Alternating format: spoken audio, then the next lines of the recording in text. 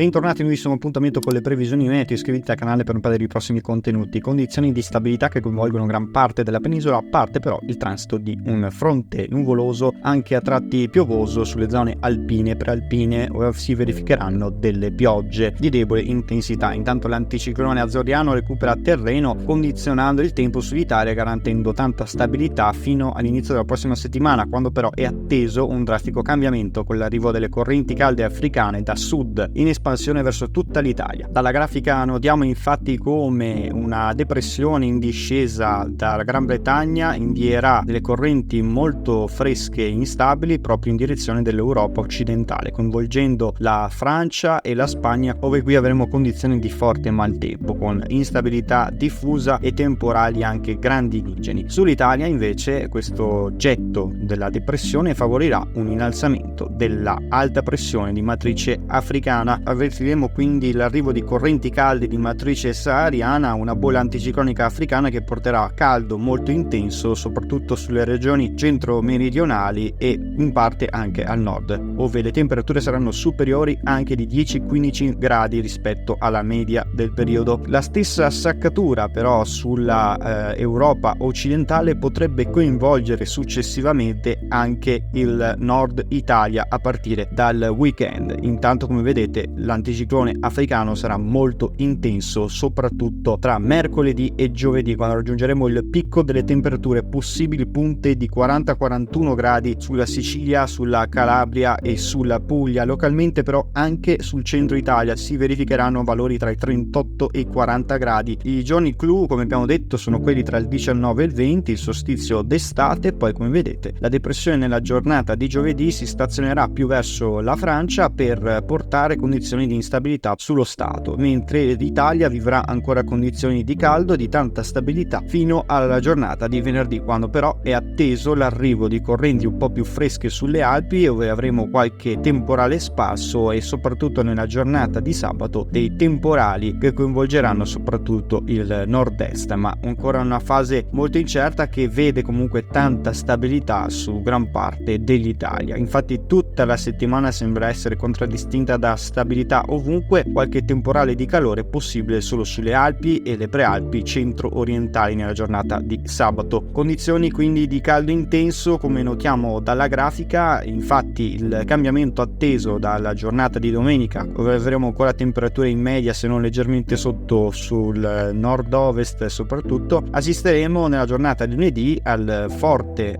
ondata di caldo che si concentrerà dapprima nella giornata di martedì sul Nord Africa, sulla Sardegna, e come notate la discesa quindi delle correnti molto fredde di matrice polare direttamente sull'Europa occidentale e quindi sul Portogallo. Questo favorirà un innalzamento del caldo e quindi di conseguenza una forte ondata di calore che si andrà a concentrare dapprima sulla Sardegna, portando valori oltre i 38 gradi e poi, come vedete, in estensione sul resto del centro-sud Italia. I valori termici attesi sono valori termici estremi. Infatti consideriamo subito come le temperature nella giornata, come vedete, di mercoledì saranno contraddistinte da punte di 40-41 gradi sulla Sardegna, 39-40 gradi sulla Sicilia e sulla Puglia. Intanto al nord valori tra i 30 e i 34 gradi in Val Padana, con caldo molto intenso afoso in Val Padana. Condizioni estreme anche, come vedete, sui Balcani, tutte temperature roventi. La giornata di giovedì sarebbe molto rovente, la più calda probabilmente della settimana, con valori sempre oltre i 40 gradi sulla Sicilia, sulla Sardegna,